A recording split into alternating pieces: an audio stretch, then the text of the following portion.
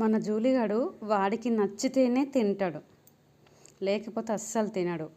బాగా వాడికి chicken mutton ఇవన్నీ నాన్ వెజ్ ఎక్కువ కావాలి. డెలివరీ అయింది కదా, డొక్కంతా ఎండుకపోయింది. ఏమున్నా పాలు, ఇంకా చికెన్ రైస్ బాగా తింటుంది. అట్లని డైలీ పెడితే కూడా బాగుండదు కదా, ఒకరోజు గ్యాప్ ఇస్తే అమ్మో తినట్లేదు.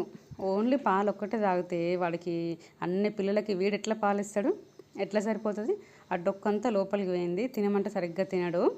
డైలీ చికెన్ పెడితే బాగుండదని ఉద్దేశంతో అప్పుడప్పుడు కొన్ని పాలు, కొంచెం పెడిగ్రీ, కొన్ని బిస్కెట్స్, అప్పుడు కొంచెం నేను కిందికి వెళ్ళిన ప్రతిసారి ఏదో ఒకటి పెట్టి వస్తుంటా, వాటర్ పోసి. పిల్లల్ని కూడా చూసినట్టు ఉంటుందని చూసి, ఒకవేళ వర్షం గిట్ల వస్తే తడిచినాయా అని జాగ్రత్తగా చూసుకొని వచ్చేస్తుంటా. ఇప్పేసిన బెల్ట్ మొత్తం చైన్ కట్టినా కదా, ఇప్పేసిన ఇక ఫ్రీగా తిరుగుతుందని పిల్లల్ని చూసుకుంటుంది మంచిగా. ఆ హట్టు మాత్రం సుధా మేడం కొనిచ్చింది.